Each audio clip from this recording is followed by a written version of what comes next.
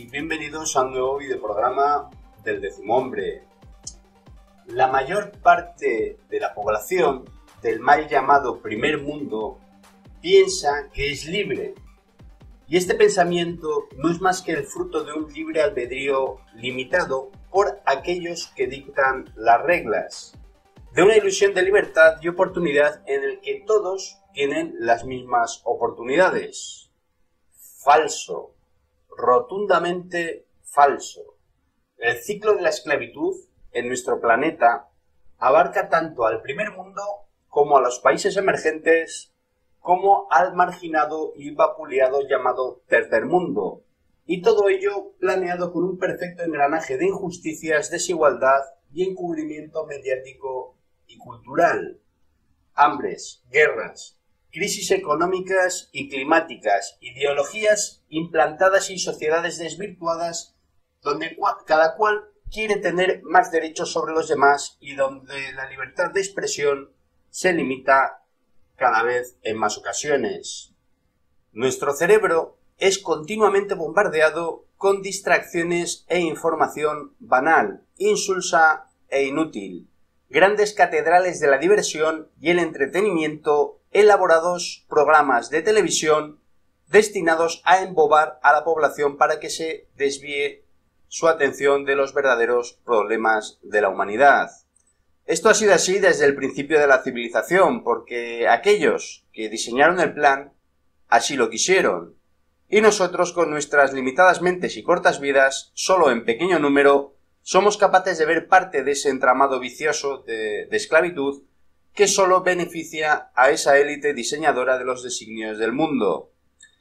Todo sistema de esclavitud que se precie necesita de víctimas, de cómplices útiles y de beneficiarios. Evidentemente, los beneficiarios de esta esclavitud son aquellos que son poseedores del conocimiento, de la información y del poder aplicado a su propio beneficio.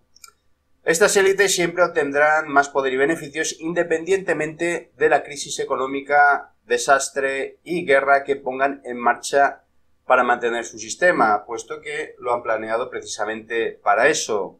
Sistema basado en la competición y tan implantado en nuestra programación genética y cultural que no somos capaces de imaginarnos otra alternativa a lo ya conocido. Crean y financian ideologías y movimientos sociales cada vez más sofisticados con el único objetivo de seguir creando división y distracción. Los cómplices útiles no serían más que los distintos gobiernos de turno, los cuales, en la mayoría de los casos, están controlados en mayor o menor medida por estas élites mundiales. E incluso en ocasiones, países enteros son dirigidos por estas élites sin ni siquiera tener conocimiento de ello, independientemente del partido que ejerza el poder en ese momento. Y el último eslabón, en esta cadena de montaje materialista y competitivo, están las víctimas de esa esclavitud. Una esclavitud más sofisticada cuanto mayor es el nivel de prosperidad y riqueza del país al que es dirigida. Pero veamos dónde empieza este ciclo. Este círculo vicioso que necesita de una base piramidal de sustento en la que el dinero solo es un medio para conseguir un objetivo, el control total de cada una de nuestras mentes, el control del rebaño perfecto para la granja perfecta.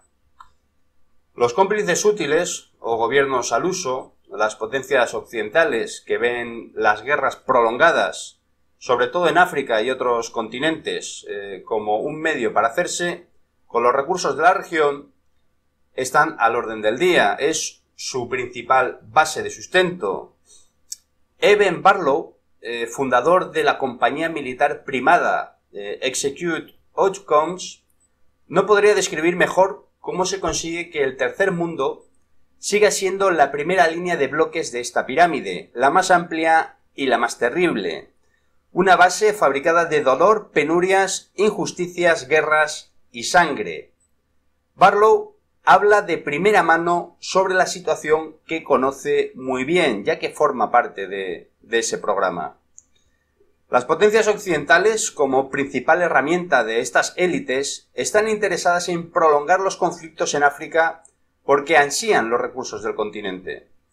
Mientras estén ocurriendo conflictos, ciertos acuerdos pueden ser logrados con los gobiernos, con el objetivo de que las potencias extranjeras puedan mantener el control de esos recursos para su propio uso. Este exteniente coronel de Fuerzas de Defensa de Sudáfrica sostiene que las potencias extranjeras, y en particular los países occidentales, a menudo optan por apoyar a grupos armados y a fuerzas que desestabilizan la región, debido a que los militares rebeldes no tienen que establecer ningún tipo de impuesto por los recursos mineros de esas áreas. De esta manera, los grupos antigubernamentales se utilizan como un medio para reemplazar a determinados gobiernos que no corresponden suficientemente a los deseos de aquellos que están dirigiendo estas acciones desde fuera. En cuanto al papel de los asesores extranjeros de las fuerzas gubernamentales y la calidad del entrenamiento que prestan, Barlow calificó este trabajo de increíblemente pobre e incluso fue más allá. Muchos de los ejércitos africanos están creados para fracasar.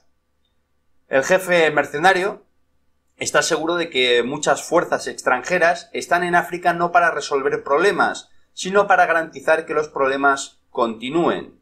Asimismo añade que cuanto más tiempo dure un conflicto o una guerra, más dinero pueden ganar las corporaciones militares privadas.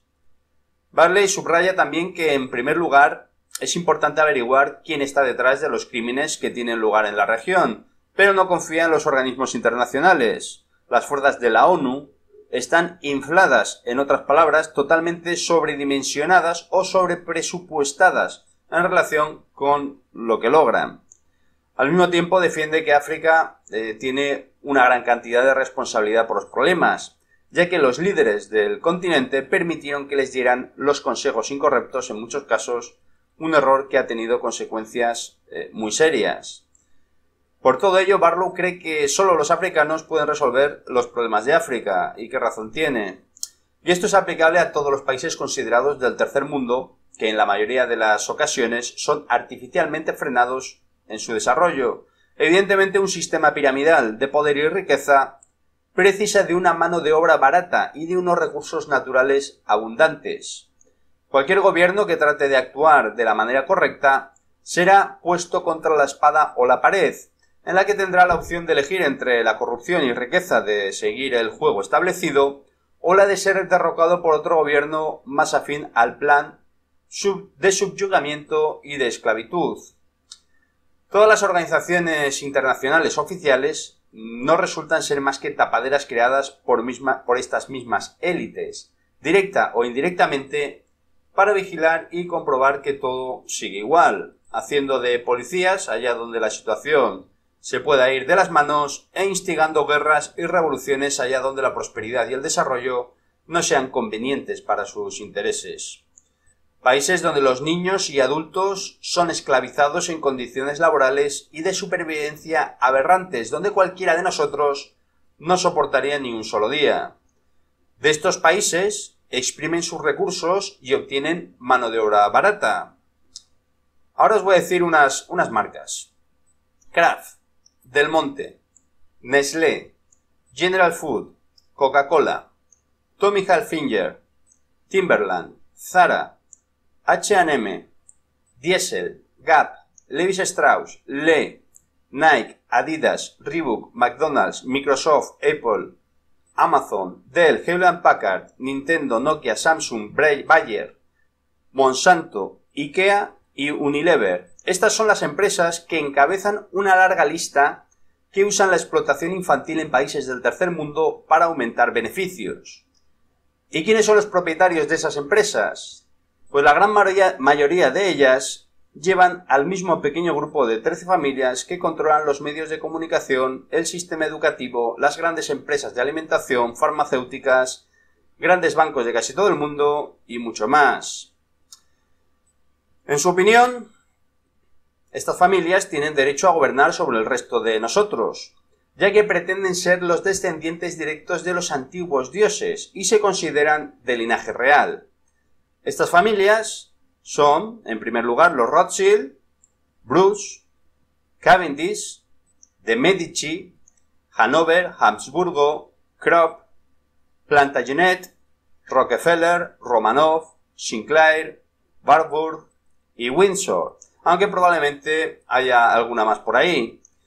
Pero claro, tienen mano de obra y materiales primas baratas, pero también necesitan mano de obra cualificada, lo suficientemente inteligente para realizar trabajos complejos, pero lo necesariamente programados para no plantearse el por qué y para quién realizan esos trabajos. Hemos llegado al primer mundo. Los países emergentes se encontrarían a caballo entre las dos fases y aquellos gobiernos que no entren en el juego serán arrinconados, vilipendiados y marginados tanto mediática como económicamente, independientemente de que sea un gobierno justo o no. Solo interesa que esté integrado en la red de monopolio y control. La competición es el factor que incita a países y sociedades a luchar por ser mejor que el vecino, a tener siempre alguien enfrente al que superar, a crear enemigos donde no los hay, solo para dar alimento al sistema, solo para tener más que el de al lado. Y ahora nos preguntamos, ¿por qué dejamos que esto suceda? Pues sencillamente porque la ingeniería social implantada en el primer mundo es lo suficientemente sofisticada como para mantener un equilibrio entre la comodidad y la incertidumbre, bombardeada por un masivo programa de entretenimiento, fútbol, programas del corazón, prensa rosa, videojuegos. Ahora todo ello implementado en las redes sociales, todo ello pensado para sobrellevar y aceptar el estilo de vida aceptado, sin importar que el calzado que llevamos, la ropa que vestimos, los aparatos electrónicos que manejamos y, en definitiva, casi la totalidad de objetos que utilizamos son producto del sufrimiento de aquellos situados inmediatamente por debajo de esta pirámide de control. Nos están haciendo cómplices del sistema. No nos importa la gente que se esté muriendo de hambre por no tener recursos suficientes, ni las guerras provocadas artificialmente por meros intereses económicos, ni las mentiras que nos cuentan en los informativos oficiales de las élites. Si tenemos a mano nuestro programa favorito, o el mundial de fútbol de turno, o cualquier otra distracción que nos haga olvidar que no nos hemos convertido en cómplices de ese sistema que sobrevive a base de pisotear los más mínimos derechos fundamentales de una vida digna. Da igual lo que donemos a distintas ONGs, la mayoría de ellas también integradas en este juego piramidal, y las que no están integradas igualmente manipuladas y dirigidas. Todo para intentar mantener nuestra conciencia limpia. ¿Y por qué digo que las ONGs tradicionales forman parte del juego piramidal y del plan maestro para conseguir un nuevo orden mundial? Pues solo hay que ver qué organismos e instituciones apadrinan a estas grandes ONGs, con sedes en lujosos núcleos urbanos y custodiadas por pequeños ejércitos privados. En el plan de estas élites para instaurar el nuevo orden mundial, las ONG juegan un papel importante y tremendamente maquiavélico, de tal forma que incluso aquellos que creen dirigir o colaborar con estas organizaciones humanitarias no se dan cuenta que están siendo a su vez manipulados, o tal vez sus fundadores o dirigentes si lo sepan, si sepan que forman parte de este juego. Simplemente son otras partes activas del plan. Juegan con los sentimientos de la gente que de buena fe rescatan de morir ahogados en las aguas del Mediterráneo a miles de personas todos los años, las cuales huyen de sus países. Países que están en guerra o en conflictos provocados e instigados por los países occidentales, que a su vez están controlados por estas élites. No rescatarlos sería un crimen imperdonable, y rescatarlos para llevarlos a puerto seguro, un caballo de Troya para la Unión Europea, que no es más que el escenario de prácticas para instaurar el nuevo orden mundial. Con el cada vez mayor aumento de esta inmigración provocada, el choque de culturas será inevitable. Los enfrentamientos étnicos, religiosos y culturales y la aparición de grupos de extrema derecha anti-inmigración provocarán finalmente la chispa de la violencia que permitirá a partidos radicales alcanzar el poder y probablemente poner fin a la Unión Europea como tal. En ese momento será cuando las élites impondrán soluciones extremas que, de ofrecerse en un periodo estable entre los países europeos, jamás serían aceptadas, pero que ante la situación insostenible de violencia y desintegración europea será pedida a gritos por la propia ciudadanía, lo que supondrá un régimen sobre el viejo continente de poder absoluto y recorte de derechos nunca antes visto. Será el primer día de la implantación del nuevo orden mundial. Pero no nos damos cuenta que, al mismo tiempo, somos esclavos de un sistema que prima el materialismo y el tener siempre más, aunque no lo necesitemos, comprando nuestro último modelo de smartphone todos los años, fabricado con el esfuerzo y el sudor de un niño que trabaja 16 horas al día para recoger unos pocos gramos de minerales raros y tener algo que llevarse a la boca para comer. Nuestro intelecto y sentido común están continuamente asediados por noticias e información basura y sin interés, todos ellos enfocados y dirigidos a distraer de lo realmente importante e incentivando la competición en detrimento de la cooperación, con el único objetivo de dirigir nuestros esfuerzos hacia el consumismo y el beneficio propio. Trabajando a diario por un sueldo cada vez más reducido, con una vivienda cada vez más cara, esperando a que estalle la siguiente crisis, sobre todo provocada, en la que el rico se volverá más rico y el pobre más pobre, forzando la cuerda hasta el límite.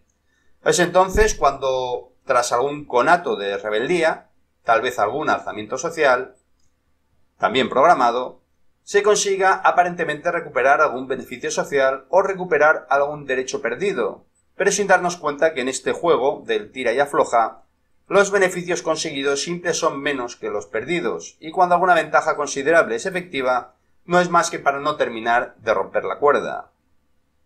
Se crean movimientos sociales reivindicativos, artificiales, sobredimensionados y con un claro objetivo de confrontación, los cuales no serían necesarios si aquellos que hemos elegido para que nos representen se limitaran a hacer su trabajo de servicio a la ciudadanía y no de vasallaje a estas élites amorales.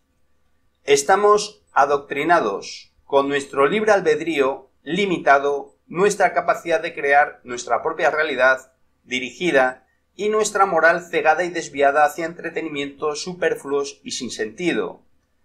Cierto es que nuestra mente necesita de momentos de distensión y distracción, destinados a desconectar y a distanciarnos momentáneamente de la realidad. Pero cuando estas distracciones pasan a ser prioritarias, se convierten en una adicción. También es cierto que el programa está bien diseñado y que tras una interminable jornada laboral, que a la mayoría de la población apenas le da para llegar a fin de mes, lo que menos apetece es ponerse a pensar cómo arreglar el mundo. Ahora llega el momento de hacerse la gran pregunta. ¿Puede un rebaño de ovejas emanciparse de sus dueños y coger las riendas de su propio destino? Primero, el rebaño tiene que tomar conciencia de lo que es. Nadie puede librarse de sus cadenas si ignora que las tiene, pero esto no es tarea fácil, puesto que es más fácil engañar a una persona que convencerla de que ha sido engañada. Otra pregunta sería si el dueño del rebaño dejaría que las ovejas se independizaran. Pues evidentemente, mientras las ovejas se sigan comportando como ovejas, la respuesta es obvia. Para salir de este círculo de esclavitud, debemos de dejar de comportarnos como ovejas y adoptar un modelo de sociedad cooperativo en el que tener más no sea lo importante, sino que lo importante sea saber más.